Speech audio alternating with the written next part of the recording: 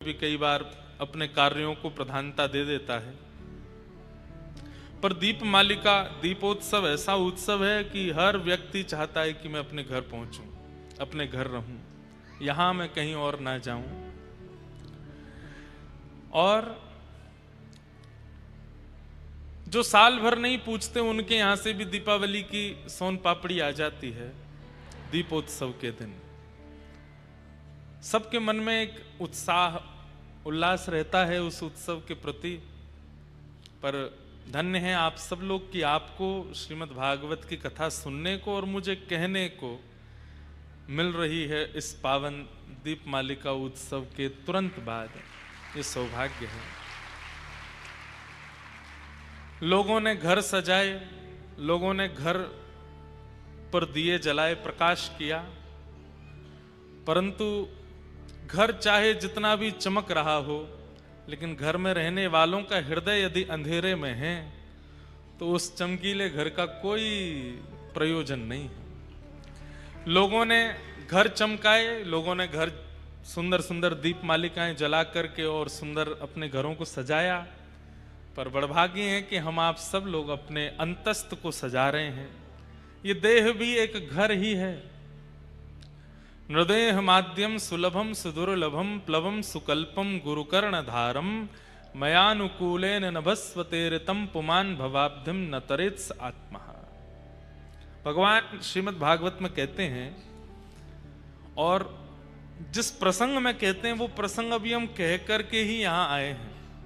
बद्रीनाथ में कथा थी दीपावली से पहले, तो वहां कृष्ण उद्धव संवाद, भगवान श्री कृष्ण अपने प्रिय सखा उद्धव के साथ जो चर्चा कर रहे हैं, उसी में ठाकुर जी कहते हैं कि मैंने मानव के ऊपर सबसे बड़ी कृपा की कि उसे मैंने देह प्रदान किया। मानव देह, भगवान कहते हैं मेरी सबसे बड़ी कृपा है उद्धव। लोग कहते हैं कि हम पर ठाकुर जी ने क्या कृपा की। आप पर सबसे बड़ी कृपा तो यह कि आप मानव बने बैठे हो। हम किसी अन्य प्रजाति या अन्य किसी योनि में होते तो अपने उद्धार और कथा श्रवण की हमको क्षमता प्राप्त नहीं होती। सीधी बात, जैसे जिनके पास वीजा होता है उनको उस देश में एंट्री करने का अधिकार है, चाहे शिप से जाएं, चाहे फ्लाइट से जाएं, चाहे कैसे भी जाएं, उस देश में प्रवेश का अधिकार उनके पास है। सब लोग बहुत ध्यान से इधर देखो, नेक नेक इधर देखो, कथा सुनो। और जो हमें दिखा के पानी पी रहे हैं, जैसे व्यास जी 4 घंटे कुछ नहीं पिएंगे, आपको भी नहीं पीना चाहिए, पहले ही पी पा के बैठिए। और आज के लिए हम क्षमा प्रार्थी, आप लोग बहुत विलंब से हमारा आना हुआ, पर हमको एक लोभ है कि हम 2-3 महीना में अपने घर जाते हैं। अब हम आज निकले हैं घर से, अब सीधे 25 नवंबर को घर पहुंचेंगे। तो हम प्रयास करते हैं कि जितना समय हो सके थोड़ा माताजी पिताजी का आशीष प्राप्त कर लें।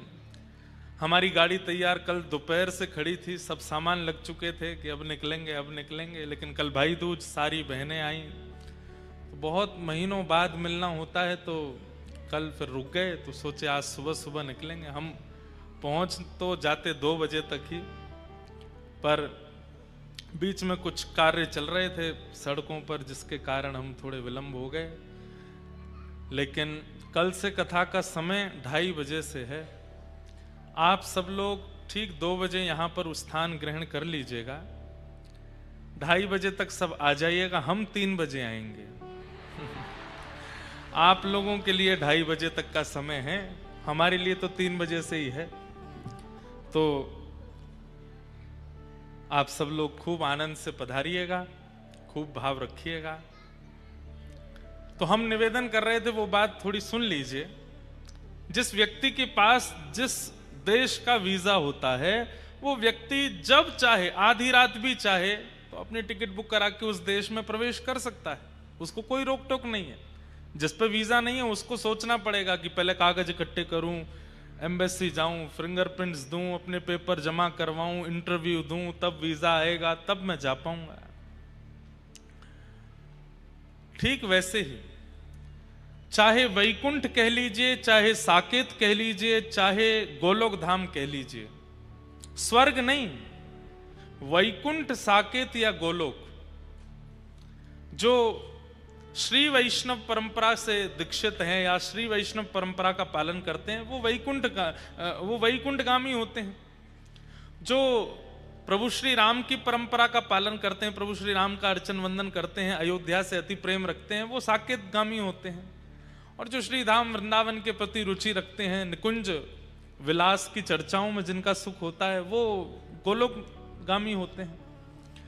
तो या तो वैकुंठ, या तो साकेत, या तो गोलोक, इनका एक ही वीजा है, क्या?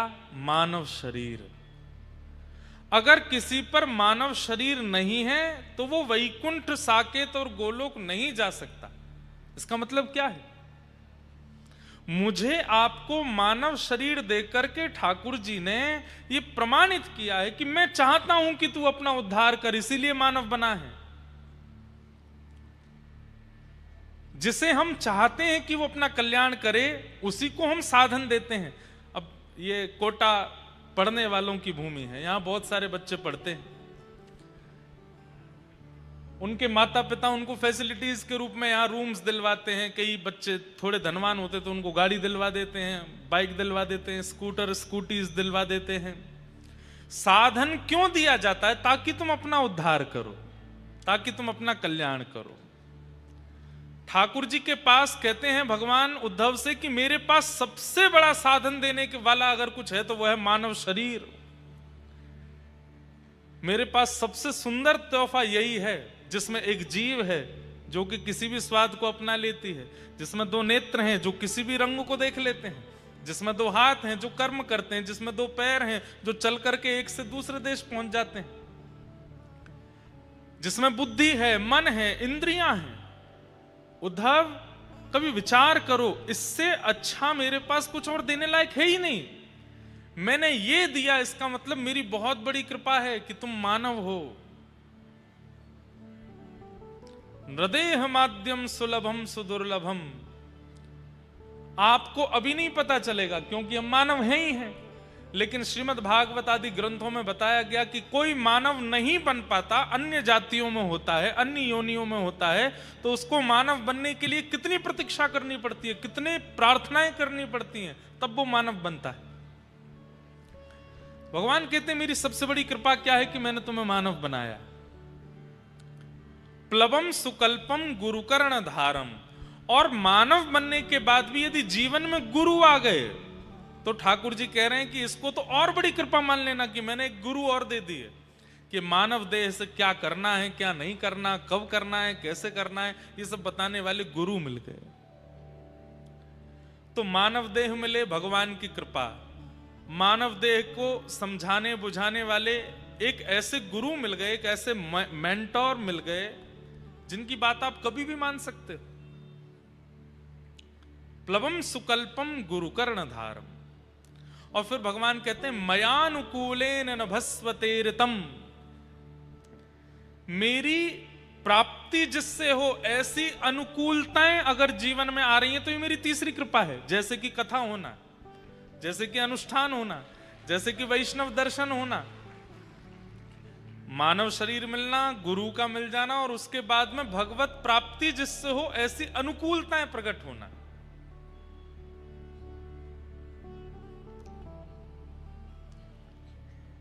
कोटा वालों को ज्यादा प्रतीक्षा करनी नहीं पड़ी कथा के लिए।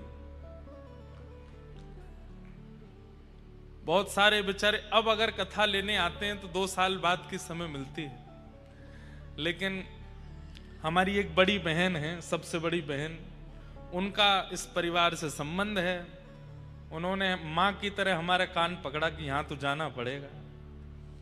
तो कथा तो कहीं और थी, आज से कथा कहीं और प्रारंभ होनी थी, और जहां कथा होनी थी वो 2 साल पहले समय दे चुके थे। बड़ी मुश्किल से फिर हाथ पांव जोड़ करके कि भैया संतों की आज्ञा है, माताजी की आज्ञा है, बहन की आज्ञा है, इसलिए हमको जाना पड़ेगा कोटा। तो कोटा तो 6-7 महीना में ही आ गए हम। नहीं तो बाकी सब जगह तो बहुत। इसमें आप हमारी योग्यता मत समझिएगा, इसमें हम आए हैं इस बात की प्रशंसा नहीं है।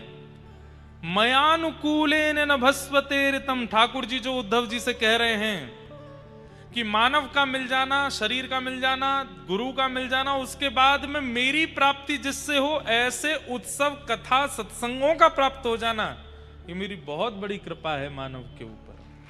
तो कथा तो कहीं और होनी थी, पर ठाकुर जी ने उठा करके सब योजना बनाई, नहीं कोटा में होनी चाहिए, कोटा में जाना चाहिए, कोटा में ये उत्सव होना चाहिए। तो ये बहुत बड़ी कृपा है कि हम आप सब लोगों को मानव देह की उपलब्धि क्या है ये जानने के लिए कथा सुनने को मिल रही है, और वो भी दीपावली के अवसर पर मिल रही है। ऐसे परंपरागत परिवार के द्वारा यजमानत्व में मिल रही है, जो कि श्री वैष्णव परंपरा से हमारे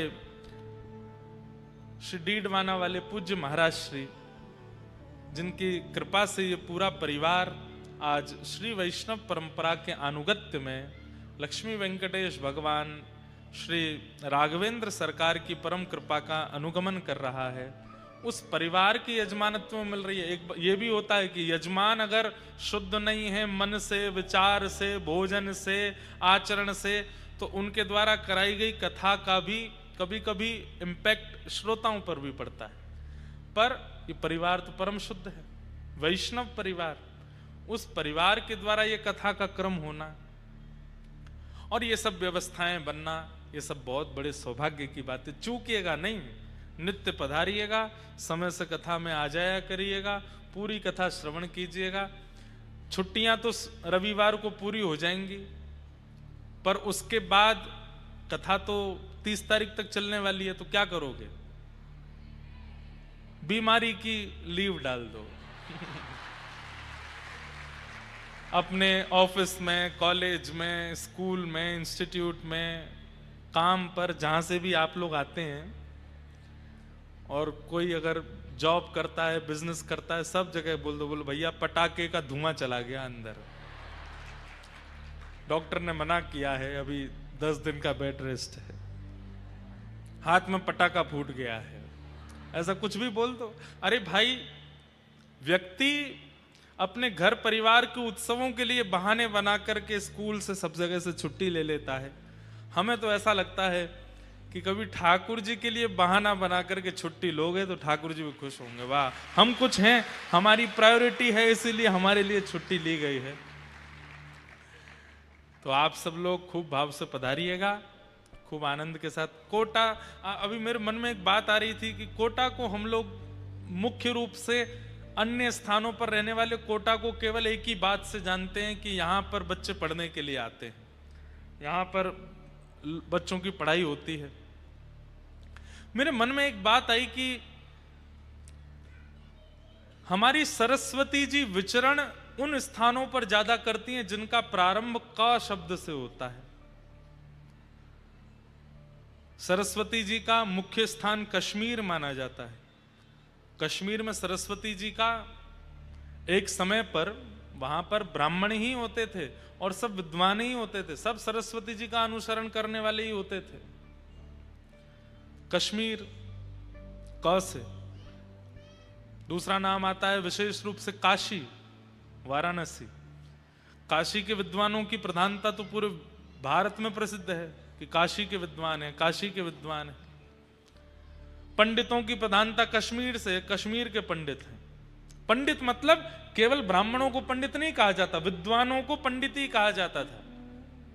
संगीत में निष्णात है उसको भी पंडित कहते हैं, कला में निष्णात है उसको भी पंडित कहते हैं, विद्या में निष्णात है उसको भी पंडित कहते हैं। तो कश्मीर सरस्वती की भूमि, काशी सरस्वती की भूमि, और कालांतर में अब कोटा भी सरस्वती जी की भूमि है। कितने सारे बच्चे यहाँ अपनी तैयारियां करते हैं, अपना भविष्य निर्माण करते हैं। माता पिता कितनी उम्मीदों के साथ बच्चों को यहाँ भेजते हैं, पढ़ लिख करके बच्चे आगे बढ़ते हैं, फिर अपना भविष्य बनाते हैं, अपना पूरा जीवन निर्माण करते हैं। ऐसी ये कोटा की भूमि है, तो सरस्वती तो यहाँ विराजमान है, इसीलिए तो बच्चे यहाँ पढ़ पा रहे हैं। उसमें भी हमारा ये एलन परिवार कितने बच्चों को आश्रय। मैं अभी बता रहा था जब रास्ते में आ रहा था, जो भैया हमको लेने आए, लगभग कथाओं में, बड़े शहरों में जब भी कथा होती है तो कथा का समय यही 3-4 बजे से रहता है, तो शायद इंस्टीट्यूट की छुट्टी होती है, तो कितने सारे बच्चे एलन ग्रुप के जहां भी हैं आते हैं कथाओं में, और आते हैं कथा सुनते हैं। उनकी वो टी शर्ट पे लिखा रहता है, आते हैं कथाओं में बैठते हैं। तो कितने बच्चों का तो यहां से भी जीवन उद्धार हो रहा है।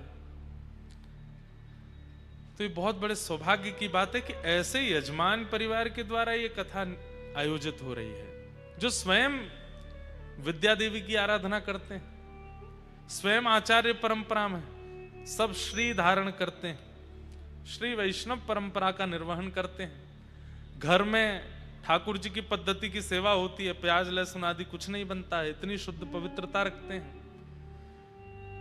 तो ये सब सौभाग्य हैं, एक के बाद एक सारे सौभाग्य एक साथ इकट्ठे होकर के सब हमें प्रस्तुत किए गए हैं। इससे यही मानना चाहिए कि ठाकुर जी चाहते हैं कि हम उन्हें प्राप्त करें, इसीलिए ये सारी योजनाएं बन रही हैं, और इस योजना का हमें फल लेना चाहिए। इसका एक ही फल है कि हमें कभी बस किसी राह पर, किसी मोड़ पर, किसी गली में, किसी जीवन के किसी मोड़ पर ठाकुर जी का अनुभव हो जाए, बस, और कुछ नहीं चाहिए। बंधु, एक बात हम आपसे बहुत स्पष्ट रूप से निवेदन कर दें,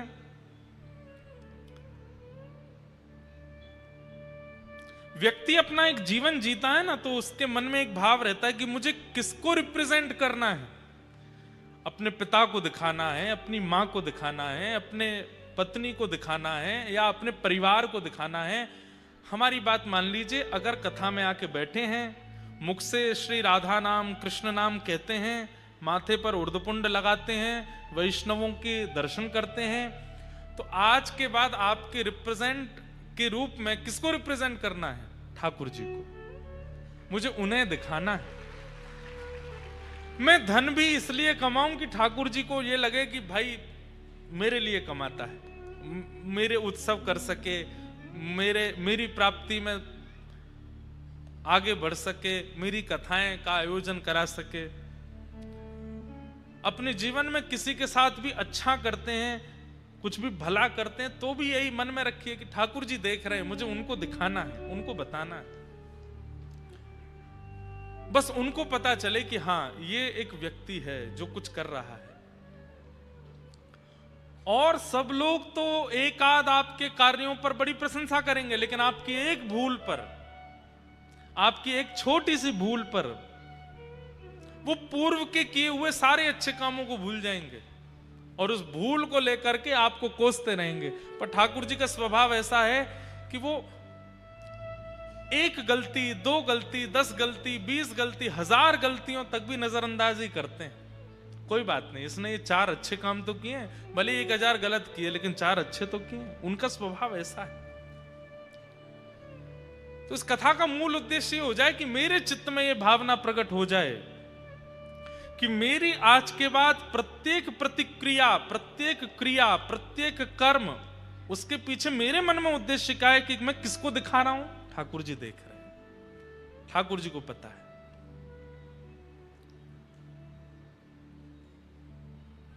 चाहे आप मर्यादावादी हैं, चाहे आप सत्यवादी हैं, चाहे आप भगवतवादी हैं, जो भी हैं, सबके पीछे उद्देश्य रखो कि मेरे ठाकुर जी देख रहे हैं, बस उनको पता होना चाहिए। यही जीवन चरित्र आपके पड़ोस में ही रही हैं मीराबाई, उनका जीवन चरित्र भी ऐसा ही था। सूरदास जी का चरित्र भी ऐसा ही था, रैदास जी का चरित्र भी ऐसा ही। सब भक्तों का एक ही उद्देश्य है, हमें और किसी को नहीं दिखाना, हमारे ठाकुर जी देख रहे हैं, उनको पता होना चाहिए मैं क्या पहन रहा हूं, क्या खा रहा हूं, क्या बोल रहा हूं, कहां जा रहा हूं, किससे मिल रहा हूं, किसके साथ कैसा व्यवहार कर रहा हूं। हर स्थिति में आप ये विचार रखेंगे कि ठाकुर जी को पता चलेगा तो उनको कैसा लगेगा। आपसे कभी पाप कर्म बनेगा ही नहीं, दूषित कर्म बनेगा ही नहीं। व्यक्ति पाप कर्म और दूषित कर्म क्यों कर बैठता है? क्योंकि उसके चित्त से यह बात निकल जाती है कि ठाकुर जी देख रहे हैं। ठाकुर जी को पता है। इसलिए अपने मन में विचार केवल ये करें, ठाकुर जी को सब पता है, ठाकुर जी देख रहे हैं, ठाकुर जी पूछेंगे तो मैं क्या उत्तर दूंगा। उस विचार से अपना जीवन जीना प्रारंभ कर दीजिए, हर दिन आपका आनंद में हो जाएगा।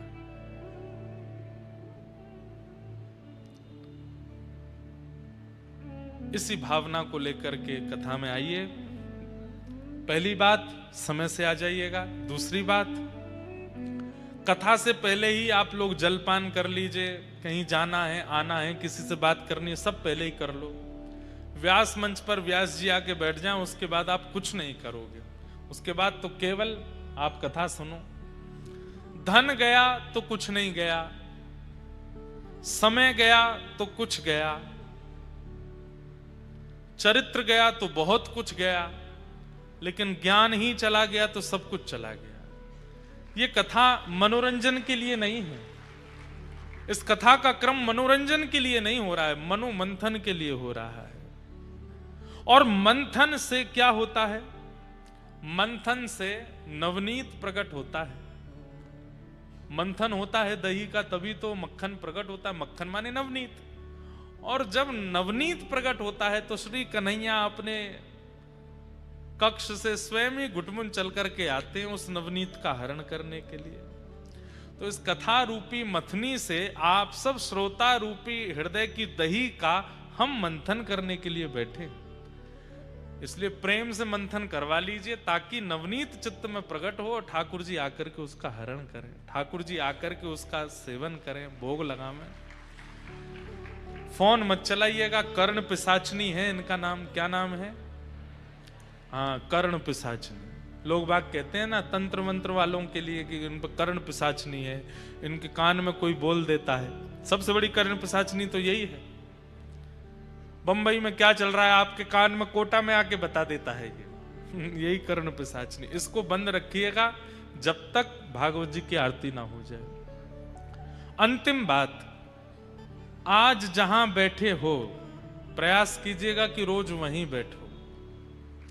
कल से आपका स्थान ज्यादा बदले ना, थोड़ा राइट लेफ्ट हो जाए चलेगा, लेकिन आगे बैठे तो पीछे पहुंच गए, पीछे से इधर पहुंच गए। स्थान परिवर्तन होने से भी मन एकाग्र नहीं होता। इसलिए स्थान निश्चित कर लीजिएगा। जहां आप एक दिन बैठे, पहले दिन बैठे, वहीं बैठिएगा। दूसरा, ये नन्हे नन्हे गोपाल जी जो डोल रहे हैं, जिन्होंने यहीं बरसाना गोकुल प्रकट कर दिया है, इनके भी थोड़े थोड़े ध्यान रखिएगा। पता चली कोई गंभीर बात चल रही है तो आनंद करने दो, उनको रोकिएगा नहीं, पर थोड़ा ध्यान रखिएगा। बाकी यहाँ पे कई लोगों को ऐसा मुझे पता चला कि पास वगैरह से थोड़ी दिक्कत है, पास नहीं, कोई ऐसा नहीं है। सब लोग आइए, बाहर से अपना फ्री रजिस्ट्रेशन है, सब कराओ, बैठो। कथा सबके लिए हो रही है। अगर केवल एक परिवार को ही सुननी होती तो इतनी बड़ी व्यवस्था नहीं होती, सब लोग सुन सकें। बस एक बात है कि कोई मन चला व्यक्ति ना आवे, या कोई दुर्घटना या कोई किसी प्रकार का अन्य क्रिया ना हो, बस उसके लिए एक प्रक्रिया है। प्रक्रिया करके सब लोग बैठ सकते हैं। कोई अगर कहे हमको इतना पैसा दो हम पास देंगे, उसका तो भीतर कंप्लेन और कर दीजिएगा, बता दीजिएगा फोन नंबर पर कोई किसी ने हमसे पैसे मांगे हैं। तो इस प्रकार का कोई यहाँ पे क्रम नहीं है। लक्ष्मी मैया की खूब कृपा है, हमें आपसे और अधिक की आवश्यकता नहीं है। खूब प्रेम से आप तो पधारो, बस अपना ध्यान रखिए, खूब आनंद से बैठिए। किसी भी प्रकार की कोई गलत गतिविधि कथा में ना हो, उसका ध्यान रखिएगा। और अंतिम बात, हमारा मिलने का क्रम एक दिन हम रखेंगे, 1 या 2 दिन का रखेंगे, उस दिन आपको बता देंगे। अभी तो 2-4 दिन थोड़ी व्यस्तता है, कोटा से ही हमको 1-2 जगह आना जाना पड़ेगा, तो इसलिए 1-2 दिन तो आप लोग बस कथा में पधारो। मंच से ही हम बता देंगे कि किस दिन मिलना है, कहाँ मिलना है, कैसे आ सकते हैं, क्या होगा, तो उस हिसाब से आप सब लोग पधारिएगा। आइए भागवत जी के महात्म्य में प्रवेश करते हैं। सच्चिदानंद रूपाय विश्वोत्पत्त्यादिहेतवे तापत्रय विनाशाय श्रीकृष्णाय वयं नुमः। यं प्रव्रजन्तमनुपेतमपेतकृत्यं द्वैपायनो विरह कातर्या जुहाव पुत्रेति तन्मयतया तरवोऽभिनेदुः तं सर्वभूतहृदयं मुनिमानतोऽस्मि। आज कथा का महात्म हम लोग सुनेंगे। प्रथम स्कंद से कथा कल से प्रारंभ होगी। महात्म मतलब महत्व। श्रीमद् भागवत जी का महत्व क्या है, उसका जो भी भाव है वो आज हम लोग श्रवण करेंगे। महात्म का पहला श्लोक है सच्चिदानंद रूपाय विश्वोत्पत्त्यादि हेतवे तापत्रय विनाशाय श्री कृष्णाय वयं नमः। बहुत सावधानी से सुनिएगा सब लोग। 3 रूप, 3 गुण, 3 कर्म, इनकी चर्चा प्रथम श्लोक में की गई।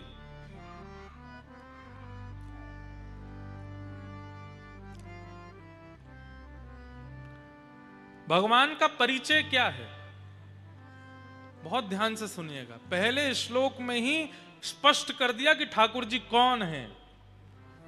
हम लोग हिंदू वैदिक सनातन धर्मावलंबी अपने आप को कहते हैं, पर हमसे हमारे ठाकुर जी के बारे में कोई पूछे तो हमको ज्यादा ज्ञान नहीं। ध्यान से सुनो। जिनके 3 ही रूप हैं, 3 ही गुण हैं, 3 ही कर्म हैं, वही हमारे इष्ट हैं। 3 रूप कौन कौन से? सत्य, चैतन्य और आनंद। देखिए, रूप और स्वरूप ये 2 बातें होती हैं। मैं हर कथा में लगभग ये बात कहता हूं, रूप और स्वरूप। हम आप सब लोगों के भी रूप अलग हैं, स्वरूप अलग हैं। अभी आप लोग कथा में बैठे हैं, ये आपका रूप नहीं है, ये आपका स्वरूप है। रूप कब होगा? जब वापस घर पहुंच जाओगे, घर जा करके अपने वस्त्र उतार के घर के कपड़े पहन लोगे और बिल्कुल कोई उसमें फॉर्मेलिटी नहीं है, बिल्कुल अनफॉर्मल हो जाओगे। कभी बिस्तर पर पड़े हैं, कभी कहीं खा रहे हैं, कहीं भी बैठे हैं, किसी की थाली में से खा लिया, किसी से कुछ भी कह रहे हैं, वो आपका रूप है, वो आप वास्तविकता में हो। लेकिन घर से बाहर निकलते ही आप स्वरूप धारण करते हो। जो आप नहीं हो वो बनते हो। रूप और स्वरूप। भगवान के स्वरूप कितने हैं? भगवान के स्वरूप अनंत हैं। कभी वही सुदर्शन चक्र लेकर के आ जाते हैं, वे कभी गिरिराज जी का धारण कर लेते हैं, कभी मोर मुकुट वंशी वाले बन जाते हैं, कभी शेषनाग पर पड़ जाते हैं, कभी शंख चक्र गदा पद्म धारण करके चतुर्भुज रूप धारण कर लेते हैं, कभी कच्छप बन जाते हैं, कभी कूर्म बन जाते हैं, कभी मत्स्य बन जाते हैं, कभी वराह बन जाते हैं, कभी नृसिंह बन जाते हैं, कभी परशुराम बन जाते हैं। स्वरूप अनेक धारण करते हैं, पर रूप उनके 3 ही हैं, सत्य, चैतन्य और आनंद। हम सब भी अनेक स्वरूप धारण करते हैं। ऑफिस जाते हैं तो वहां हम अलग हैं, मायके जाते हैं वहां हम अलग हैं, ससुराल जाते हैं वहां हम अलग हैं, मित्र के यहां जाते हैं वहां हम अलग हैं। लेकिन अपने घर में अपनी पत्नी, अपने बच्चे और अपने परिवार के साथ हम अलग हैं। सब जगह हमारे भी स्वरूप अलग हैं, पर अपनों के साथ जो हम होते हैं वो हमारा रूप है, वो हम वास्तविकता में हैं।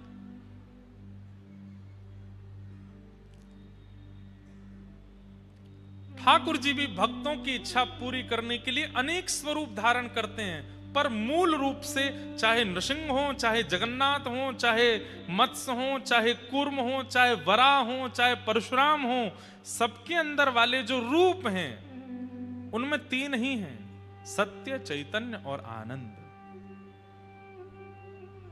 तो भगवान के रूप का सबसे पहला लक्षण क्या है? सत्य। ठाकुर जी सत्य हैं। आप किसी भी लीला को उठा करके ले आइए, चाहे कृष्ण रूप की लीला हो, चाहे राम रूप की लीला हो, चाहे नृसिंह रूप की लीला हो, उस पर आप प्रश्न चिन्ह उठा लीजिए कि ठाकुर जी ने यह काम कैसे कर दिया, यह तो हो ही नहीं सकता था। आप प्रश्न उठाइए, उनकी सत्यता पर प्रश्न उठाइए, लेकिन शास्त्र आपको प्रत्येक बात का उत्तर दे देगा कि ठाकुर जी असत्य नहीं है, ठाकुर जी सत्य ही हैं। इधर देखिए सब लोग, यहां देखो, वहां भी देख सकते हो, इधर भी देख सकते हो, पर देखते हमको ही रहना। हाँ भैया, चर्चा आती है चित्त में तो ये लगता है आपको समझ में आ जाए, तो हमारी दक्षिणा तो यही है। ठाकुर जी हमको और किस लिए कथा वक्ता बनाए हैं कि भाई तुम्हारी बातों से, तुम्हारी कथा से व्यक्ति को कुछ समझ आ जाए, ताकि वो बच जाए किसी गलत कार्य को कर। हम आपको सत्य बताएं, इतने लोग कथा में बैठे हैं, पर परिवर्तन 100 लोगों का ही होना है, और उन 100 में आप भी हो सकते हो, इसलिए ध्यान से सुनो। सबका नहीं होगा, ये बात हम पहले दिन ही कह रहे हैं। इस कथा के 7वें दिन 100 लोग ही बदलेंगे, पर उन 100 में आपका नाम हो, ये जिम्मेवारी आपकी होनी चाहिए कि मैं उन 100 में मैं भी हूं। इसलिए ध्यान से सुनो। कई लोग प्रश्न उठाते हैं कि प्रभु श्री राम ने सीता जी के साथ जो व्यवहार किया वो उचित नहीं था।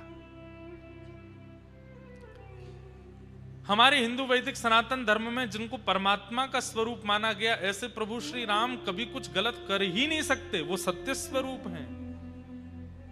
पर आज भी कई लोग प्रश्न उठाते हैं, तो फिर वह त्याग की स्थिति क्यों बनी? एक व्यक्ति के कहने पर त्याग क्यों किया? अधिकतर आज के युवा मुझसे यही प्रश्न कर बैठते हैं।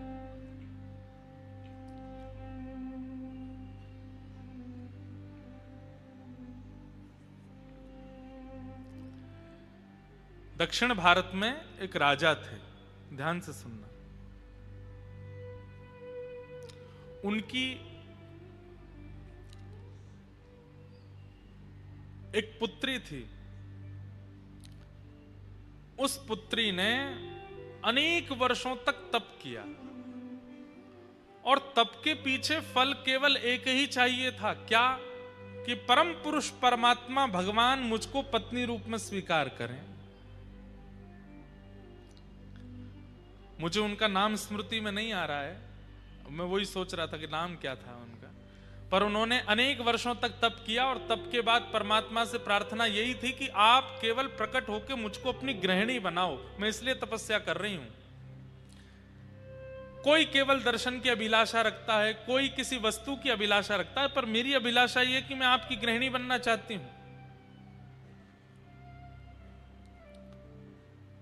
भगवान प्रकट होने वाले ही थे। उसी समय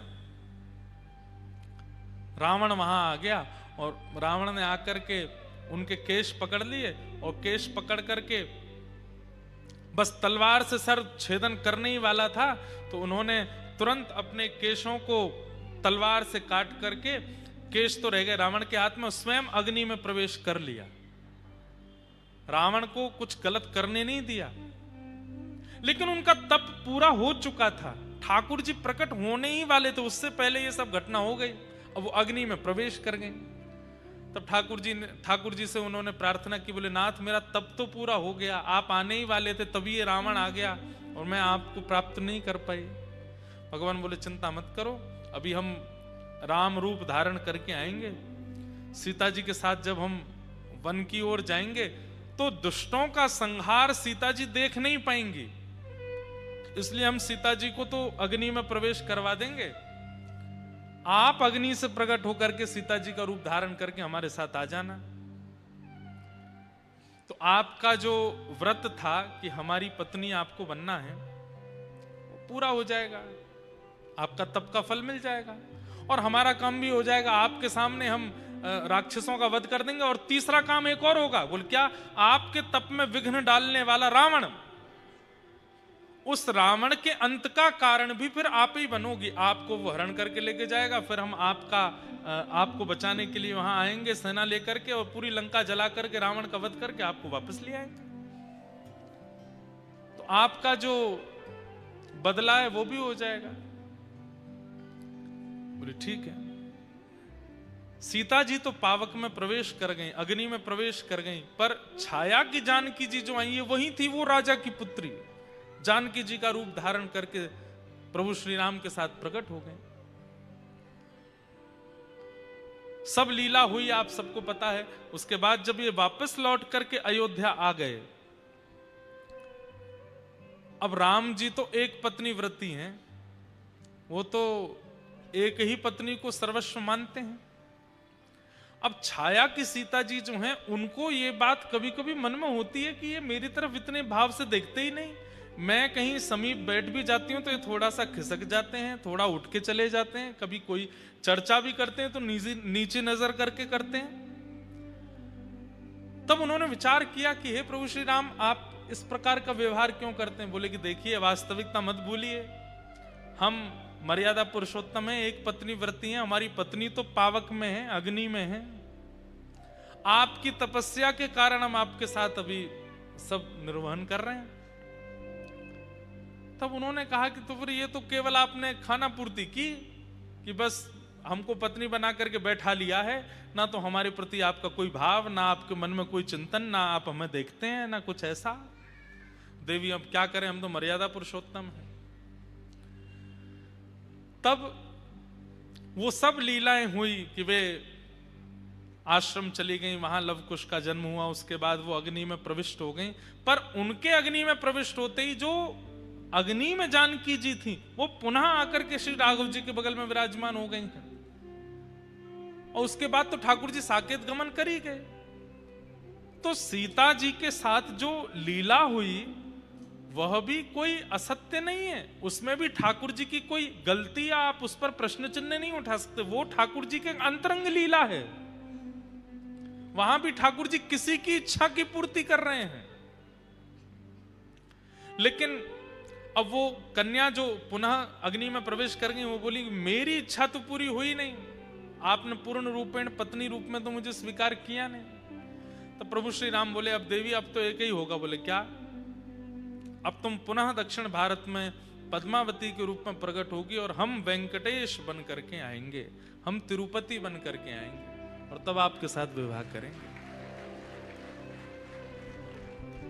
तब आपको स्वीकार करेंगे। तो लक्ष्मी जी किसी बात से रूठ करके कोल्हापुर चली गई और उस बीच में फिर वेंकटेश भगवान का विवाह पद्मावती जी के साथ में हो। ये पद्मावती जी तीसरे जन्म में आकर के, तीसरे स्वरूप में आकर के वेंकटेश भगवान की गृहिणी के रूप में विराजमान हो।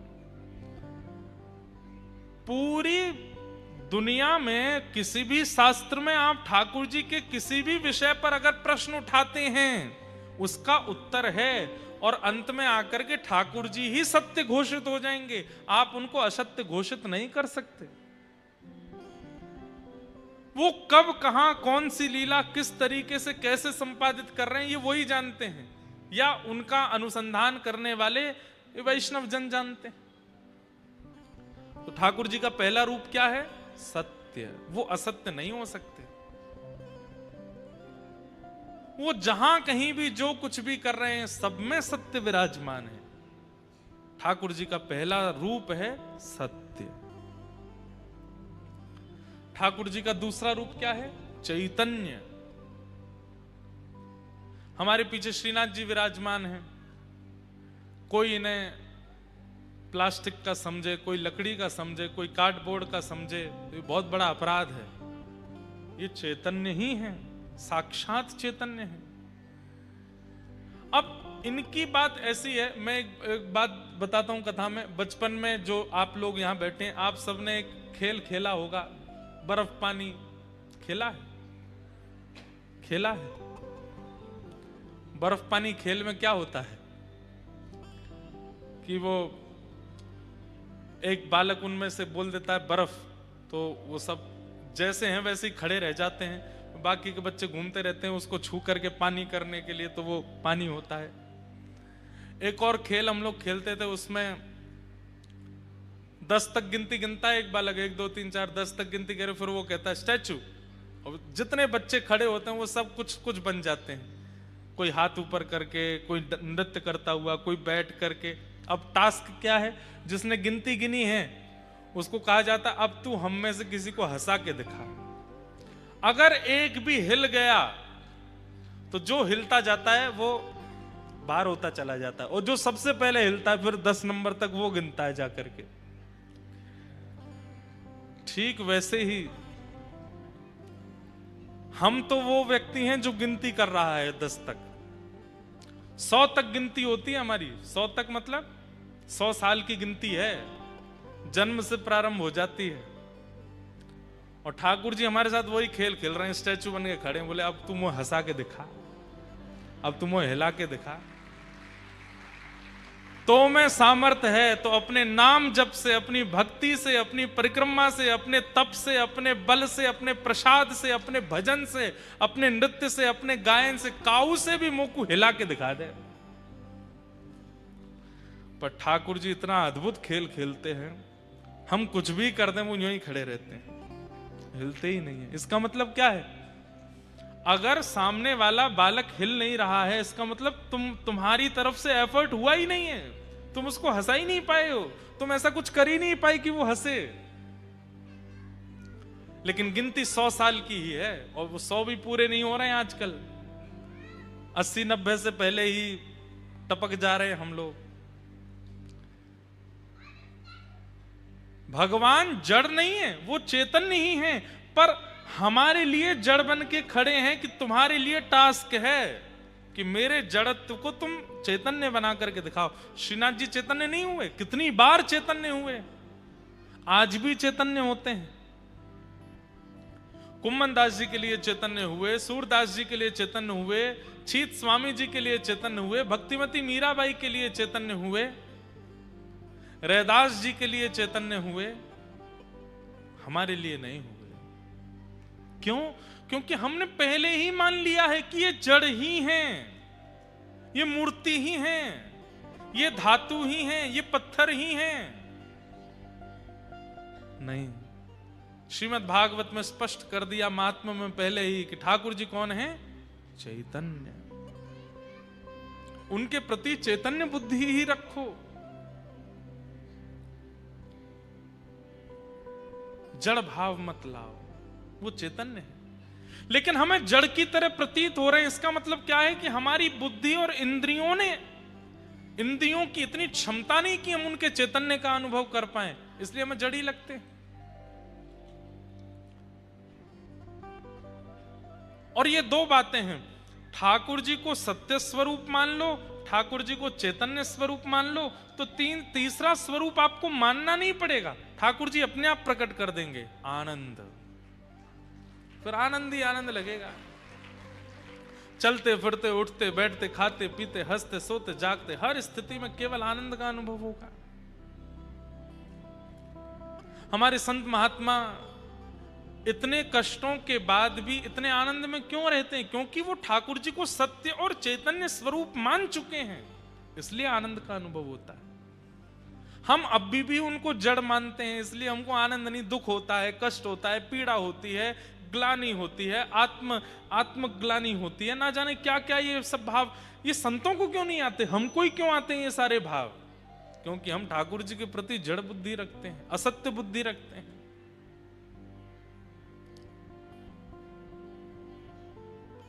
भगवान के 3 रूप हैं, सत्य, चैतन्य और आनंद।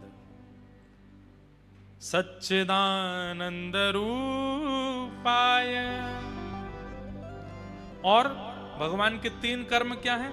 विश्वोत्पत्त्यादि हेतवे, विश्व की उत्पत्ति करना, पालन करना और संहार करना। तापत्रय विनाशाय श्री कृष्णाय वयं नमः। तापत्रय विनाशाय, 3 प्रकार के ताप यानी कि कष्ट हम सबके जीवन में आते हैं, आदि दैविक, आदि भौतिक, आध्यात्मिक।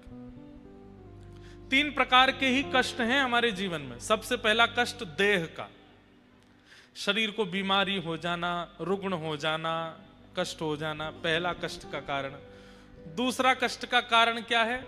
आदि दैविक, प्रकृति के द्वारा कष्ट हो जाना, सर्दी की वजह से, धूप की वजह से, वर्षा की वजह से, बाढ़ की वजह से, भूकंप की वजह से, आदि दैविक। और तीसरा कष्ट का कारण होता है अपनों की वजह से, मित्र की वजह से, पत्नी की वजह से, पिता की वजह से, बच्चों की वजह से, पड़ोसियों की वजह से। ये तीन ही दुख के कारण है हमारे संसार में, और चौथा कोई दुख का कारण नहीं। आदि दैविक, आदि भौतिक, आध्यात्मिक। या तो खुद से दुखी, या अपनों से दुखी, या प्रकृति से दुखी। चौथा कोई दुख का कारण नहीं है। इन तीनों प्रकार के तापों का ठाकुर जी क्या करते हैं? उपशमन करते हैं। कितनी अच्छी बात है कि कष्ट दूर नहीं होते, कष्ट तो आते हैं, पर उन कष्टों से होने वाली जो स्थिति है वो स्थिति दूर हो जाती है। शारीरिक कष्ट होगा पर इतने विचलित नहीं होगे आप, अपने कष्ट देंगे पर विचलित नहीं होगे आप, प्रकृति से कष्ट मिलेगा लेकिन विचलित नहीं होगे आप। ये विचलनता न होना, ये एक भक्त का स्वरूप है। मीराबाई के जीवन में कष्ट नहीं था, आप ऐसा नहीं मान सकते, पर जीवन में आने वाले कष्टों पर मीराबाई दुखी नहीं होती थी, ये बात आप मान सकते हो। और भक्त ऐसा ही हो जाता है, कष्ट आने बंद नहीं होते, कष्टों से जूझना सीख जाता है, कष्टों से लड़ना सीख जाता है। गैर भक्ति पथिक कैसा होता है? उसको नमक का भी अंदाजा होता है। वो नमक अच्छा नहीं है तो भी भोजन नहीं करेगा, बिस्तर अच्छा नहीं है तो सोएगा नहीं, कपड़े ब्रांडेड नहीं है तो पहनेगा नहीं। ये गैर भक्ति पथिक का स्वरूप होता है। पर भक्ति मार्गी व्यक्ति कैसा हो जाता है? भोजन चाहे जैसा भी हो, तन को खिलाना है ताकि वो स्वस्थ रहे, वो पालेगा। व्यवस्था चाहे जैसी हो, वो बैठ जाएगा, मुझे बैठना है। वस्त्र चाहे जैसे भी हो, तन ढकना है, पहन लेगा, ऐसी स्थिति में आने लग जाएगा। ये भक्त का स्वरूप होता है। बुरा नहीं मानिएगा, पर कोई व्यक्ति अपने आप को भक्त कहता है, लेकिन इन सब स्थितियों में ना तो जीव को वशीकरण कर पाया, ना तन को वशीकृत कर पाया, ना अपनी मन बुद्धि को वशीकृत कर पाया, वो भक्त नहीं है। पहनना है तो यही पहनना है, खाना है तो ऐसा ही खाना है, रहना है तो ऐसे ही रहना है, ये भक्त का स्वरूप नहीं। वो तो हर स्थिति में प्रसन्न रहता है। और इसी को कहते हैं तापत्रय विनाशाय। ठाकुर जी हर प्रकार के तापों का विनाश कर देते हैं, मतलब फिर उसको किसी भी चीज से ज्यादा फर्क नहीं पड़ता, वो सम हो जाता है। न कोई शिकायत नहीं कोई जी, कर लो करा लो प्रभु जो है तेरी मर्जी, खुशी दो या गम जो भी मैं प्रेम से सहूंगा, जहां ले चलोगे वहीं मैं चलूं। एक संसारी व्यक्ति का और भक्त व्यक्ति का अंदर यही एक बस परिवर्तन है कि संसारी व्यक्ति किसी भी जीवन में घटने वाली घटना को अस्वीकार करता है और उसको बदलने की जिद में लगता है, लेकिन वैष्णव भक्त सबको प्रसाद मानता है कि ठाकुर जी जो कर रहे हैं सब मेरे लिए प्रसाद स्वरूप है, मुझे सब स्वीकार है, शायद इसमें मेरे लिए कुछ भला है। कोई व्यक्ति मिल रहा है तो ठाकुर जी ने भले के लिए जोड़ा है, कोई व्यक्ति बिछुड़ रहा है तो ठाकुर जी ने भले के लिए दूर किया है, मुझे रोग लगा है, मैं स्वस्थ हूं, या जो कुछ भी मेरे साथ हो रहा है सब ठाकुर जी की कृपा है। नरसिंह मेहता, उनकी एक बड़ी प्रसिद्ध कथा है, उनके बेटे का ब्याह एक नगर सेठ की बेटी से होने वाला था। तो वो तो नगर सेठ जिनकी बेटी है। और नरसिंह मेहता तो बेचारे सब जानते ही हैं, वो तो आनंद में रहते थे, उनको कोई ऐसा विशेष कुछ था नहीं। किसी ने जाकर के सेठ जी से कह दिया कि आप अपनी कम से कम बेटी का ब्याह पिता को अपनी स्थिति से श्रेष्ठ स्थिति में ही करना चाहिए, प्रयास करना चाहिए कि पिता अपनी पुत्री का विवाह श्रेष्ठ स्थिति में करे। जैसी स्थिति उसकी है उससे थोड़ी श्रेष्ठ ही हो लड़के की स्थिति, वहां ब्याह करे। तो किसी ने जाकर के नरसिंह मेहता जी की शिकायत कर दी। शिकायत तो क्या मतलब, वास्तविकता बता दी। बोले आप अपनी बेटी का जहां ब्याह कर रहे हो, नरसिंह मेहता जी का बेटा, उनके यहाँ कोई इतनी ज्यादा कोई व्यवस्था नहीं है। हो सकता है कि बेटी को कई कई रात तो भूखा भी रहना पड़े, उनके यहाँ तो सामग्री भी नहीं होती, व्यंजन भी नहीं बनता, कैसे आपने अपनी बेटी का ब्याह वहां निश्चित कर दिया? तो पिता को बड़ी चिंता हो गई कि भाई मैंने तो बड़ी प्रशंसा सुनी थी। बोले कि संत महात्मा तो उन्हीं के गुण गाते हैं, उनसे सुन लिया होगा।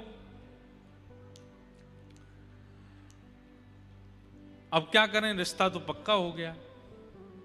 बोले रिश्ता सीधे मना कर दो। बोले सीधे मना करना अच्छा नहीं लगता है, तो क्या करें? बोले दूसरे तरीके से मना करो। बोले क्यों?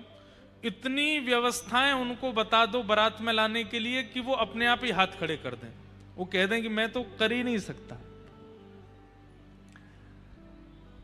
नरसिंह मेहता जी को एक पत्र लिखा लड़की वालों ने, और उसमें लिखा कि हम चाहते हैं हमारे दूल्हे राजा जो हैं वो ऐसी शेरवानी पहने, उसमें नवलखा के हार पहने, सोने के कड़ूला पहने, उनमें हीरे जड़े होने चाहिए, जूती ऐसी सोने की होनी चाहिए, पोशाक ऐसी होनी चाहिए, पगड़ी ऐसी होनी चाहिए। ये तो दुल्हा की बात। अब घोड़ा कैसा होना चाहिए? श्वेत रंग का घोड़ा होना चाहिए, उसमें एक भी काला धब्बा नहीं होना चाहिए, उसके ऊपर ऐसी चुनरी होनी चाहिए, हमारे ऐसे होना चाहिए, कम से कम 10 हाथी आगे पीछे होने चाहिए, हमारे जो बेटी के होने वाले ससुर जी हैं वो हाथी पर बैठ कर के आवे, सासू माँ हाथी पर बैठ के आवे, और इतने घोड़े होने चाहिए, इतने हाथी, इतने ऊंट, इतने ये, इतने वो, ऐसे बैंड बाजे होने चाहिए, ऐसे नगाड़े बजने चाहिए, बारातियों की पोशाक ऐसी होनी चाहिए। इतना लंबा चौड़ा पत्र लिख करके भेजा। पढ़ने वालों ने कहा अब तो नरसिंह मेहता मना ही कर देगा। बोले मैं ब्याह नहीं कर सकता, आपकी बेटी बच जाएगी। पत्र पूरा लिख करके ऊपर जय श्री कृष्ण लिख करके भेज दिया। नरसिंह मेहता जी बैठे थे तो लेके आया कोई व्यक्ति पत्र। बोले आपके लिए पत्र आया है। बोले धर दो। धर दिया। पत्र उठा करके देखा तो उस पर सबसे ऊपर ही लिखा था जय श्री कृष्ण। नरसिंह मेहता बोले ये मेरा पत्र नहीं है भाई, इस पर ठाकुर जी का नाम लिखा है, तो ठाकुर जी का पत्र, दूसरे का पत्र मैं पढ़ता नहीं, ये तो ठाकुर जी का पत्र है। ठाकुर जी के सामने जाके धर दिया, जय जय आपके लिए पत्र आया है, पता नहीं कोई आपका प्रेमी है उसने भेजा है, पढ़ लीजिएगा। मैं तो देखो नहीं पढ़ूंगा, आप देख लेना क्या इसमें लिखा है, जो भी उसकी इच्छा आदि हो देख लेना आप। पत्र दे दिया। ठाकुर जी सोचने लगे अरे नरसिंह एक बार खोल के देख तो ले। लेकिन नरसिंह मेहता के चित्त में तो ऐसा समर्पण है, जय श्री कृष्ण लिख दिया, कहीं लिखा दिख गया तो वो वस्तु भी मेरी नहीं है, वो तो ठाकुर जी की है। ठाकुर जी भी रीझ गए, बोले वाह नरसिंह मेहता इतना समर्पण। अब जब पत्र ही हमको दे दिया है, कुछ देखा तो है नहीं इन्होंने, तो हम ही देखेंगे फिर। बेचारे एक मरासू घोड़ी थी, बिल्कुल मरने ही वाली थी, ऐसी स्थिति की तो घोड़ी आई, उस पर बेटा बैठा। पोशाक जो पहनी थी वो भी किसी से मांग करके लाए थे। कुछ बारातियों को इकट्ठा किया गया, उनमें भी आधे से ज्यादा तो अंधे थे, एक दूसरे का कंधा पकड़ के ही चल रहे थे, आगे वाला जहां जाता वहीं मुड़, ऐसी तो बारात। ठाकुर जी बोले अरे भैया दाऊ दादा देखो, जहाँ नरसिंह मेहता की जहां ब्याह हैरो है वहां से पत्र ऐसो आयो और ये ऐसी बारात लेके जा रहा है। और वहां लड़की वाले क्या सोच रहे हैं कि इतने दिन हो गए नरसिंह मेहता ने मना भेजा नहीं है, इसका मतलब व्यवस्था कर ही ली होगी। इतने में क्या देखते हैं कि एक गली में से महाराज खूब सारे हाथी आ गए और लोग लेकर के आए। नरसिंह मेहता बोले भैया कहाँ से आए? बोले कि वो आप उन सेठ जी के यहाँ एक बार कीर्तन करके आए थे ना, उनको पता चला आपके बेटे की ब्याह है, तो उन्होंने हाथी भिजवाए हैं कि आपकी बेटा की शोभा हाथियों से होनी चाहिए। फिर कहीं से कुछ ऊंट आ गए, कहीं से कुछ लोग जुड़ते चले गए। एक व्यक्ति आया, उसने दुल्हा को नीचे उतारा, बोले कि एक सेठ जी ने बढ़िया वाली पोशाक भेजी है, पहना दी। करते करते देखते नरसिंह मेहता बोले अपने आप ही सब होता जा रहा, हम तो किसी को जानते नहीं, कौन से सेठ के यहाँ से हाथी आए, कहाँ से ऊंट आ गए, कहाँ से पोशाक आ रही है, सब व्यवस्था अपने आप होती जा रही है। बढ़िया ढोल नगाड़े बजाने वाले भी आते गए, सब व्यवस्थाएं होती चली गई। यहां लड़की वाले बोले कि भाई बारात आ रही होगी, कोई पता तो करो कैसी क्या बारात है। कोई देखने के लिए गया, लौट करके आया, वो कहे सेठ जी ऐसी बारात देखी सुनी तो बहुत दूर की बात, किसी ने चिंतन भी नहीं की होगी ऐसी बारात आ रही है। बोले कैसी बारात है? बोले चलो छत पर चल करके देखो। ऊंची अटारी पर जाकर के देखा महाराज, दूर से देखा तो जहां तक दृष्टि जा रही है वहां तक लोग केवल झूम रहे हैं, नाच रहे हैं, गा रहे हैं, ऐसे ऐसे रत्न, ऐसे ऐसे आभूषण पहन करके, इतनी सुंदर सुंदर नारियां, इतने सुंदर सुंदर पुरुष, ऐसे सुंदर सुंदर हाथी, हाथियों ने भी सुंदर सुंदर आभूषण पहने हैं। और तभी दृष्टि पड़ी तो क्या देखा? बारात में दुल्हा भी है, हाथी भी है, सब कुछ है, लेकिन बारात में सबसे आगे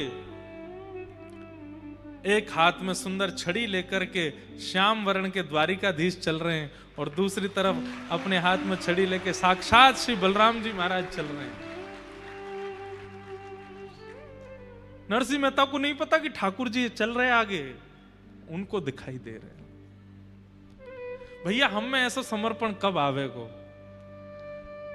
हम ये नहीं कहते कि भाई आप इस कथा को सुनने के बाद, इस बात को सुनने के बाद में जानबूझ करके ऐसा कुछ करो कि घर पे कोई पत्र आया था तो वो जरूरी आपने धर दिया ठाकुर जी के सामने, महाराज जी बता के गए थे कथा में। ये तो चतुराई है। नरसिंह मेहता चतुराई में नहीं कर रहे हैं, वो स्वाभाविक रूप से ऐसे हैं, स्वभाव ऐसा हो जाए। सुन करके नहीं करना है, स्वभाव को बनाना है। आजकल ऐसा होता है कि कथा सुनने के बाद में, सत्संग सुनने के बाद में व्यक्ति सुनी हुई चीजों को करने का प्रयास करता, अच्छी बात है, पर वो क्रिया शरीर में नहीं आनी चाहिए, वो आपके स्वभाव में आनी चाहिए, वो आपके विचार में आनी चाहिए। नरसिंह मेहता जैसा, मीराबाई जैसा, कुंभनदास जैसा, रैदास जैसा ये स्वभाव हमारे चित्त में बन जाए, वो व्यवहार में नहीं आए, व्यवहार में आवे, प्रक्रिया में नहीं।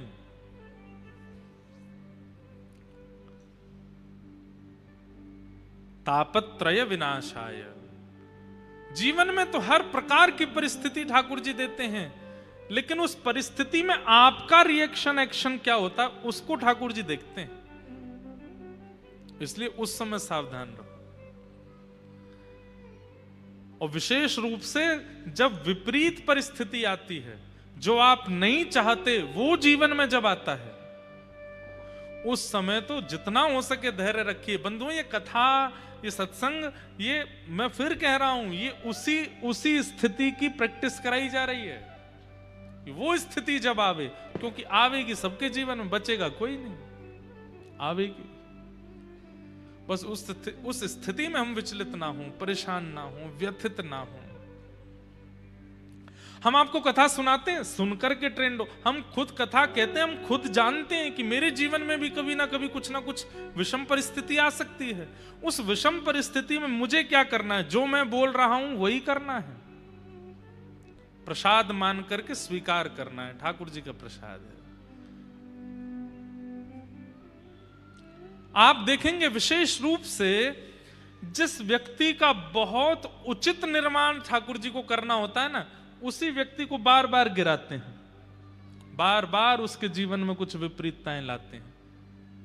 हाँ, वो व्यक्ति अगर हार मान जाए तो वहीं रह जाता है, लेकिन हार ना माने, बस लगा रहे, धीमे धीमे धीमे धीमे धीमे एक स्थिति पर पहुंच जाता है। आज जिनकी भी गाथाएं आप सुनते हो, चाहे वो धन में श्रेष्ठ हो, चाहे वो भक्ति में श्रेष्ठ हो, चाहे वो ज्ञान में श्रेष्ठ हो, उसके पूर्व जीवन को जब आप देखेंगे तो संघर्ष बहुत है, बिना संघर्ष के नहीं बना कोई।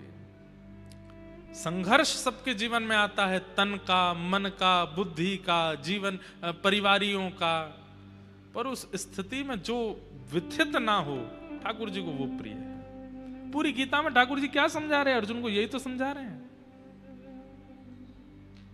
व्यथित मत होना अर्जुन, बस करते चलो। ऐसे श्री कृष्ण को हम बारंबार प्रणाम करते हैं, जिनके 3 रूप हैं, 3 गुण हैं और 3 प्रकार के दुखों से जो मुक्त करते हैं। श्री कृष्णाय वयम नमः। ऐसे श्री कृष्ण को हम प्रणाम करते हैं। भागवत जी के महात्म्य में हम जल्दी जल्दी थोड़ा सुना देते हैं, फिर कथा को विश्राम की ओर प्रथम दिन के सूक्ष्म भाव को करेंगे। 88,000 सौनकादि ऋषियों ने सूत जी महाराज से पूछा, भगवान इस कलिकाल में भगवत प्राप्ति का साधन क्या है? 10, 15, 20 मिनट थोड़ा और शांति से सुनिए। आज बहुत देर से लोग बैठे हैं, हमें पता है थोड़ा विलंब तो हुआ है, लेकिन पहले दिन थोड़ी हमको छुट्टी सी दे दो, हमें कहने दो थोड़ी देर तक। कल से हम समय से कथा का विश्राम। वैसे एक बात बोलें, कथा तो उसी दिन श्रेष्ठ मानो कि जिस दिन समय पार करके आगे तक चलती रहे। मैं भी बैठा रहूं, आप भी बैठे रहो, पता ही ना चले कि समय कब निकल गया। समझो कि उस दिन ठाकुर जी आए कथा में। तो सौनकादि ऋषियों ने सूत जी महाराज से पूछा कि भगवान भगवत प्राप्ति का कलिकाल में साधन क्या है? श्रेयसाम यद भवेत् श्रेय पावनानां च पावनम कृष्ण प्राप्ति करम सस्वत साधनम तद्वदाधुना। बहुत ध्यान से सुनिएगा। श्रेष्ठ से श्रेष्ठ, पवित्र से पवित्र भगवत प्राप्ति का साधन हमें बताइए। इस कलिकाल में कैसे मिलेंगे ठाकुर जी? ये प्रश्न किन्होंने किया? 88,000 सौनकादि ऋषियों ने सूत जी से किया।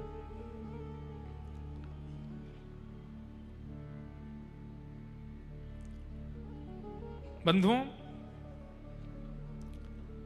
आचार्यों से प्रश्न अपने कल्याण का ही पूछना चाहिए। मेरा कल्याण कैसे होगा? धन कमा के होगा, ऐश्वर्य कमा के होगा, घर बना के होगा, सब सेटल करके होगा? कल्याण होगा कैसे? उद्धार होगा कैसे? कभी पूछा है? यहां पर कितने लोग बैठे हैं, हमसे तिगुनी उम्र के भी लोग हैं। इतना जीवन निकलने के बाद कभी स्वयं से पूछा हमारा उद्धार क्या है, हमारा कल्याण कैसे होगा?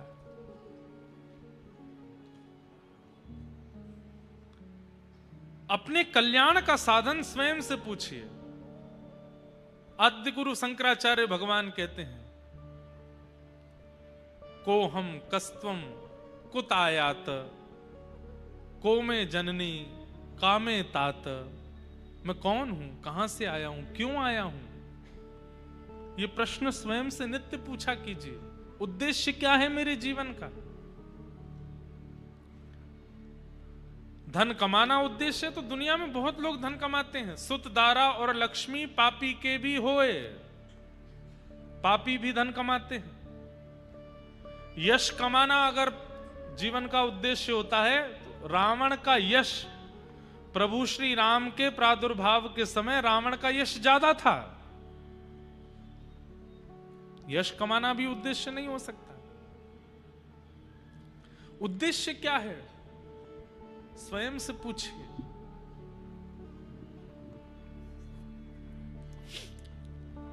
मेरे मायने में मानव का कल्याण क्या है? मैं अपने मायने में अगर बताऊं, अपने मन से अगर बताऊं, अपनी बुद्धि से अगर बताऊं, तो हरि प्रिय बनना ये मानव का कल्याण है।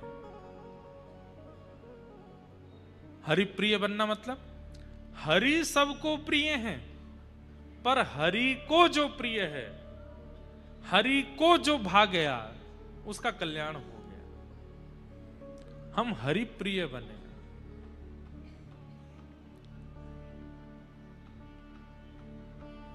यही कल्याण का साधन है। सौनकादि ऋषियों ने सूत जी से कहा कि कृष्ण प्राप्ति कैसे होगी, कृपा कर हमें बताओ। तब सूत जी महाराज कहते हैं, कालव्याल मुखाग्रास त्रास निर्णास हेतवे श्रीमद्भागवतं शास्त्रम् कलौकीरेण भाषितम्। काल रूपी व्याल के मुख में, व्याल कहते हैं सर्प को, काल रूपी सर्प के मुख में हम आप सब लोग उसके ग्रास यानी कि भोजन बन करके बैठे हैं। जब काल चाहेगा तब हमको स्वीकार करके हमें नष्ट कर सकता है। वो नष्ट करे उससे पहले पहले भागवत जी का आश्रय ले लेना चाहिए, उसी से भगवत प्राप्ति होगी। काल का कोई भरोसा तो है नहीं, किसी के जीवन का कोई भरोसा तो है नहीं, ना मेरा भरोसा है ना आपका। आज पहले दिन की कथा आप सौभाग्य से सुन रहे हो, कल की सुन पाओगे नहीं पता हमको। मैं आज कथा कह रहा हूं, कल भी सुना पाऊंगा, इसका सब जानते हैं इस बात को, तो पूरा विश्व जानता है कि हमारे अगले क्षण का भी पता नहीं है। वही बात यहां कह रहे हैं कि काल रूपी सर्प अपना मुंह खोल करके बैठा है और उसका भोजन हम हैं। वो जब चाहे हम में से किसी को भी उठा सकता है। वो उठावे उससे पहले भागवत जी का आश्रय ले लो और भागवत जी में बताए गए मार्ग पर चल करके भगवत प्राप्ति कर लो। भागवत का मतलब क्या है? भगवतः प्रोक्तः उपाया आत्मलब्धये। ठाकुर जी स्वयं कहते हैं जिस मार्ग से मेरी प्राप्ति होती है वही भागवत है। जिन उपायों से मेरी प्राप्ति होगी जीवात्मा को वही भागवत है। बस उसका पालन करे, केवल सुने ना, केवल बैठे ना, केवल समय ना बर्बाद करे, केवल टाइम पास ना करे, सुने तत्श्रवण प्रपठन विचारण परो भक्त्या विमुच्चेन नरः। यही कलिकाल में भगवत प्राप्ति का साधन है। जब मिल जाए कथा सुनने को बस सुन लीजिए और सुन करके उसको जीवन में उतार लीजिए। बंधुओं एक बात और बताएं, मान लीजिए कि कोई आचार्य चरण या कोई कथा वक्ता कोई बात कहते हैं कि भाई ऐसा ऐसा जीवन होना चाहिए, आप बोलो मेरी लाइफ में तो ये संभव ही नहीं है, कभी नहीं आ पाएगा वो गुण आपके अंदर। लेकिन चाहे कितना कठिन नियम वो बता दें, कितनी कठिन परिस्थिति वो बता दें, आपने मन में विश्वास कर लिया कि ये मुझे जीवन में लाना है, तो व्यास मंच एक ऐसी स्थिति है। लाइव टीवी पर कथा सुनना, फोन पर कथा सुनना, लैपटॉप में सुनना वो एक अलग विषय होता है। पंडाल में बैठ करके सुनने का मतलब पता है? यहां पर वक्ता के द्वारा बताया गया नियम, अगर श्रोता ने मन बना लिया कि ये नियम मुझको लाना है, तो व्यासपीठ के सामने बैठ करके जैसे ही आप व्रत धारण करोगे, व्यासपीठ उस व्रत को निभाने की सामर्थ्य भी प्रदान करती है। आप कर पाएंगे।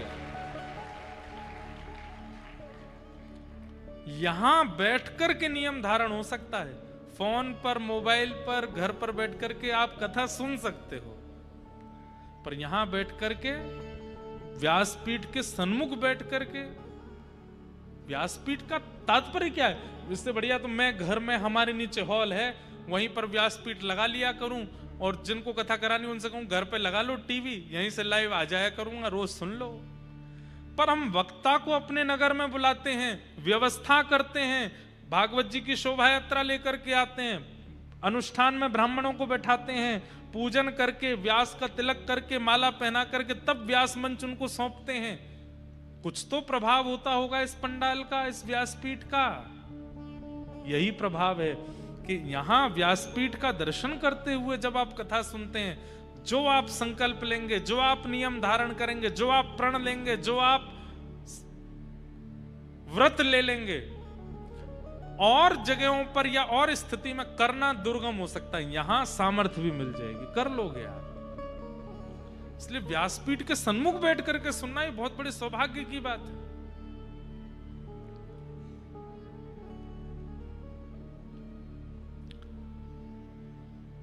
कृष्ण प्राप्ति कैसे होगी कलिकाल में? बोले बस काल आपको अपना आहार बनावे, उससे पहले पहले भागवत जी की सन्निधि ले लो। अब काल हमको कब अपना ग्रास बनाए ये हमें पता नहीं है, इसलिए हर क्षण बस भागवत जी को प्रदान करते रहो, उसी से ही भगवत प्राप्ति संभव हो सकती है। सौनकादि ऋषियों ने कहा कि भागवत की थोड़ी महिमा हमें बताइए, तब बताया कि नारद जी महाराज को सबसे पहले भागवत की कथा सनक सनंदन सनातन सनत कुमारों ने सुनाई। किसके लिए? भक्ति ज्ञान वैराग्य तीनों के लिए। नारद जी महाराज विचरण कर रहे थे पूरे भारत में, जैसे ही वृंदावन पहुंचे तो वहां एक आश्चर्य देखा। एक परम सुंदरी युवती बैठी है, युवा कन्या, और उसकी गोद में दो वृद्ध लेटे हैं। नारद जी बोले युवा की गोद में दो वृद्ध, कौन है ये दोनों? तब उस युवा कन्या ने कहा मैं भक्ति हूं और ये मेरे पुत्र हैं ज्ञान और वैराग्य। भक्ति सब करते हैं पर मेरे पुत्रों को अपने जीवन में आश्रय नहीं देते, इसलिए ये दोनों वृद्ध हो गए हैं। भक्ति सब करते हैं, मंदिर सब जाते हैं, शंकर जी पे दूध सब चढ़ाते हैं, पर दूध चढ़ाते क्यों हैं ये नहीं पता। क्यों चढ़ाते हैं दूध? क्यों चढ़ाते हैं पंचामृत शंकर जी पे? ठाकुर जी को पंचामृत का अभिषेक क्यों होता है? भगवान को तुलसी क्यों अर्पित की जाती है? इत्र नैवेद्य क्यों लगाया जाता है? अरे कहां तक कहें दीपावली पर गणेश लक्ष्मी की पूजा क्यों होती है ये भी नहीं पता हमको। लक्ष्मी नारायण बैठते हैं साथ में, ये गणेश जी क्यों बैठे हैं यहां पर? अच्छा हम तो मानते हैं कि राम जी आए थे इसलिए दीपावली मनाते, फिर लक्ष्मी जी की पूजा क्यों होती है? कुछ नहीं पता हम लोगों को। केवल भक्ति कर रहे हैं, भक्ति के पुत्र ज्ञान को पीछे छोड़ दिया है। वैराग्य को तो हम सोचते हैं कि शायद घर छोड़ना ही वैराग्य होता है, नहीं। वैराग्य का मतलब घर का त्याग नहीं होता। वैराग्य का मतलब विषय वस्तु के प्रति आसक्ति का त्याग। भाई आपके सामने भी बहुत व्यंजन प्रस्तुत किए गए हैं, खाने के, पीने के, देखने के, उपभोग करने के, पर उन वस्तुओं के सन्मुख होते हुए भी आप अपना मन उन पर ना ललचाने देना, इसको वैराग्य कहते हैं।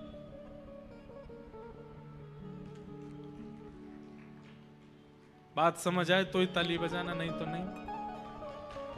नहीं नहीं हम ताली बजवाने के लिए नहीं बोल रहे, बात समझ आए तो ही। और ताली क्यों बजानी है?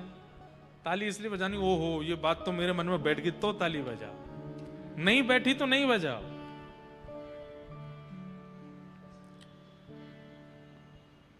किसी व्यक्ति के सामने सब कुछ रख दिया गया, खाने की भी वस्तु है, देखने की भी वस्तु है, स्पर्श की भी वस्तु है, उपभोग की भी वस्तु है, वासना की भी वस्तु है, सब कुछ सामने है, लेकिन सब कुछ सामने होते हुए भी अपने मन पर वशीकृत करके हुए बैठा है, ये वैराग्य है।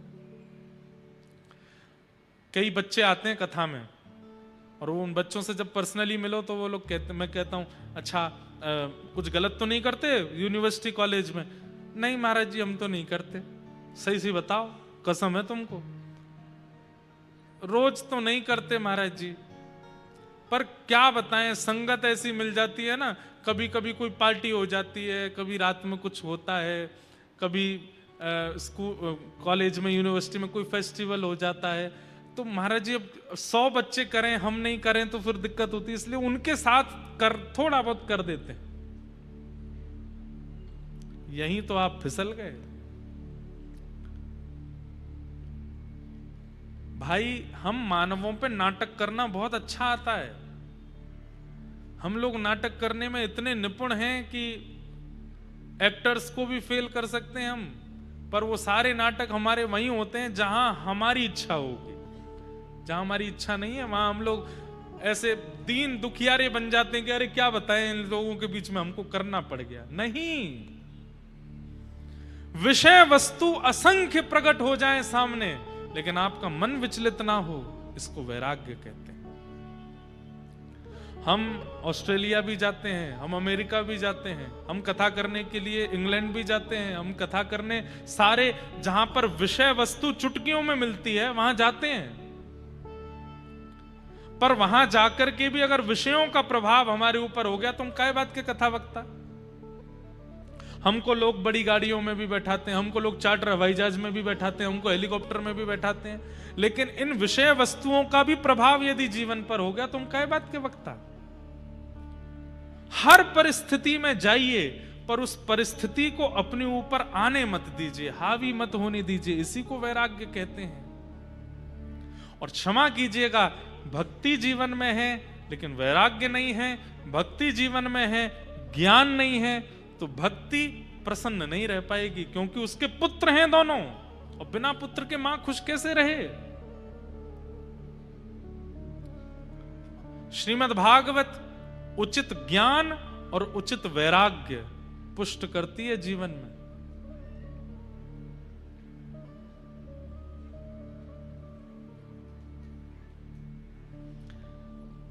इसलिए ज्ञान वैराग्य वृद्ध पड़े हैं, क्योंकि हम लोग केवल भक्ति को चुनते हैं। नासै रोग हरे सब पीरा, जपत निरंतर हनुमत बीरा, संकट ते हनुमान छुरावे, मन क्रम वचन ध्यान जो लावे, सब पर राम तपस्वी राजा, तिनके काज सकल तुम साजा। आगे बोलो। और मनोरथ जो कोई सोई अमित जीवन, चारों युग प्रताप तुम्हारा, साधु संत के तुम रखवारे, असुर निकंदन, अष्ट सिद्ध नवनित के दाता स्वर दीन, जय जय जय हनुमान गुसाई। सबको याद है, पर इसका अर्थ नहीं जानते।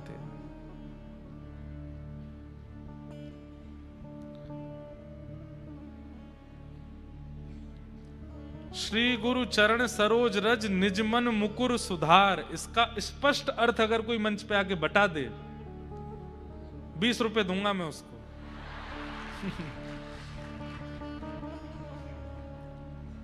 2000 चाहिए क्या आपको? जानते होंगे कई लोग, मैं मना नहीं करता, नहीं पता हमको। लक्ष्मी प्रकट हुई हैं समुद्र मंथन से दीप मालिका के दिन, इसलिए लक्ष्मी की पूजा होती है। लेकिन गणपति साथ में इसलिए हैं क्योंकि गणपति बुद्धि प्रदायक हैं। लक्ष्मी अगर बिना बुद्धि के आ जाएगी तो हम लोग उसको कहीं भी खर्च करेंगे, कहीं भी व्यय करेंगे, उल्टा सीधा अपने किसी भी विषय वासनाओं में, अपने किसी भी मनोरंजन में, किसी भी ऐश्वर्याराम में खर्च करेंगे।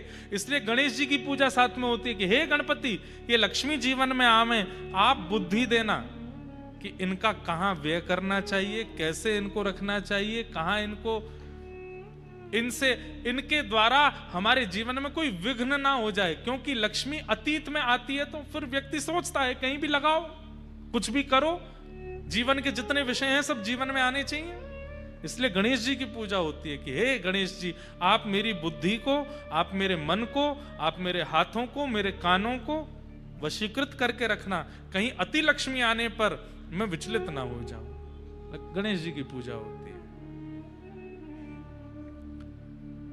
बिना ज्ञान के, बिना वैराग्य के अगर आप भक्ति मार्ग चुनेंगे, भक्ति प्रसन्न नहीं रह पाएगी। इसलिए वो ज्ञान नहीं चाहते हम जो रावण के पास है, वो वैराग्य नहीं चाहते हम जो जड़ भरत को हुआ है। हमें वो ज्ञान और वो वैराग्य चाहिए जो व्रज की गोपियों के पास है।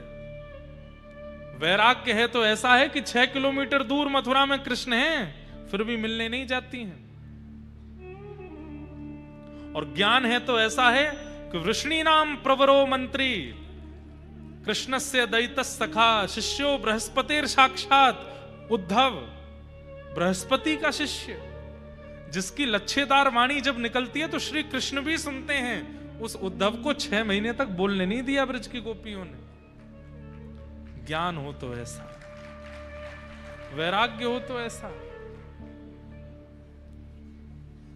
त्याग हो तो ऐसा कि अपने प्राण प्रिय श्री कृष्ण को, अगर विश्व उद्धार करने के लिए श्री कृष्ण का मथुरा जाना जरूरी है, तो गोपियां अपने प्राण श्री कृष्ण का त्याग कर देती हैं। भगवान श्री कृष्ण अपनी इच्छा से मथुरा नहीं गए, गोपियों ने भेजा है हमारे उद्धार, हमारे कल्याण के लिए। जब अक्रूर जी ने कह दिया कि अगर कृष्ण केवल वृंदावन में रहेंगे तो आपका उद्धार होगा, लेकिन ये यहां से निकल के बाहर जाएंगे तो पूरे ब्रह्मांड का कल्याण होगा, तब गोपियों ने कहा ठीक है, अगर हमारे प्राणों के हमसे दूर जाने से विश्व का कल्याण होता है तो ले जाओ। कृष्ण नहीं गए हैं, गोपियों ने भेजा है कृष्ण को, जाइए गीता का ज्ञान प्रवाह कीजिए, जाइए उद्धव गीता को प्रकट कीजिए, जाइए अपने ब्रह्म ज्ञान से पूरे विश्व का कल्याण कर दीजिए। नहीं तो गोपियां अगर आंख भर के ठाकुर जी को देख लेती और कहती खबरदार वृंदावन से एक पैर भी बाहर आगे रखा तो। रसखान कहते हैं ताही अहीर की छो हरिया छचिया भरी छाछ पे नाच नचायो। छचिया किसको कहते हैं? हाथ ऐसे करो, ये बीच में जो गड्ढा बना ना हाथ में, इसको छचिया बोलते हैं। क्या बोलते हैं? इसमें छाछ भर लो, कितनी छाछ रुके कि यहां बीच में बस रुक जाए, इतनी छाछ के पीछे, इतनी छाछ हाथ में लेकर के गोपियां कहती लाला पिएगो? ठाकुर जी के यहां पीऊंगो, पहले नाच के दिखा। त्रिलोकीनाथ ब्रह्मांड नायक जिनकी भ्रकुटी टेढ़ी करने से भूचाल आ जाता है पृथ्वी पर, वो छचिया भर छाछ के लिए गोपियों के आगे नाचते हैं। ये रसखान कह रहे हैं। गोपियां अगर कह दें श्री कृष्ण को मथुरा नहीं जाना है, कितने भी बड़े परमात्मा हो नहीं जा सकते थे, गोपियों की इच्छा से ठाकुर जी गए।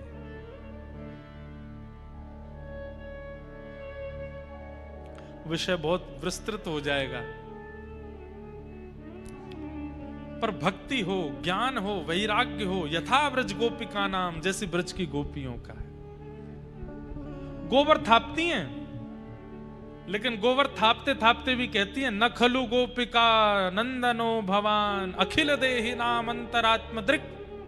कन्हैया, हम जानती हैं तुम नंद जी के लाला नहीं हो, तुम यशोदा के लाला नहीं हो। ठाकुर जी डर गए, इनको पता तो नहीं चल गई कि मैं कहीं वसुदेव और देवकी को लाला हूं। गोपियां ठाकुर जी बोले तो फिर मैं कौन को लाला हूं? गोपी बोली अखिल देहि नाम अंतरात्म दृक्, पूरे ब्रह्मांड के समस्त जीवात्माओं के चित्त में रहने वाला वो परम तत्व परमात्मा तुम ही हो, हम जानती। ठाकुर जी बोले इनको तो पता है कि मैं परमात्मा हूं, इनको तो पता है कि मैं ईश्वर हूं, फिर भी मेरे साथ ऐसी बाल लीला कर रही है। ठाकुर जी तो गोपियां बोली नाटक करना आप पे ही आता है क्या? हम पे भी आता है। अगर आप बालक बने हो तो हम भी आपके साथ बाल भावी रखते हैं, बाकी जानती हम सब हैं कि आप कौन हो। अद्भुत है। तो इसलिए भक्ति में ज्ञान और वैराग्य दोनों चाहिए, पर कितने? अति ज्ञान भी नहीं, अति वैराग्य भी नहीं, केवल उतना ही जितना भागवत जी में है। ज्ञान कितना चाहिए कि सही गलत की पहचान, और वैराग्य कितना चाहिए कि सामने कोई भी विषय वस्तु आ जाए मन विचलित ना हो, इतना वैराग्य। बस इसके सहित जब भक्ति में आएंगे ठाकुर जी मिल जाएंगे। तब भक्ति ज्ञान वैराग्य के वर्धन के लिए नारद जी महाराज ने भागवत की कथा कराई। किसने की? सनक सनंदन सनातन सनत कुमारों ने। उस कथा में आते ही भक्ति ज्ञान वैराग्य दोनों पुष्ट हो गए, और श्रीमद् भागवत जी की कथा से ज्ञान वैराग्य की पुष्टि हुई। आत्मदेव नाम के ब्राह्मण थे, धुंधुकारी उनका एक पुत्र था, महान दुष्ट था। उसके दूषित कृत्यों के कारण मां ने प्राण त्याग दिए, पिता ने घर छोड़ दिया। माता पिता को कष्ट पहुंचाने के कारण बालक को मृत्यु के बाद प्रेत बनना पड़ा। ये बात याद रखिएगा बंधुओं। हम बच्चों को तो बहुत समझाते हैं, पर आजकल माता पिताओं को भी समझाने की बहुत जरूरत हो गई है। माता पिता भी बड़े विचलित होते जा रहे हैं हमारे भारत के। बच्चा धुआं उड़ाता है उससे दिक्कत नहीं है, बच्चा पीला पानी पीता है उससे दिक्कत नहीं है, बच्चा मांस खाता है उससे दिक्कत नहीं है, पर पूरे दिन कथा सुनता है इससे बहुत दिक्कत हो जाती है कई माता पिताओं को। ये ताली बजाने वाली बात ही नहीं है। अरे कोटा वालों क्या कर रहे हो आप, ये ताली बजाने वाली बात है। हमसे पूछिए, हमसे हजारों लोग मिलने आते हैं, आधे से ज्यादा बच्चे रोते हुए आते हैं। क्यों?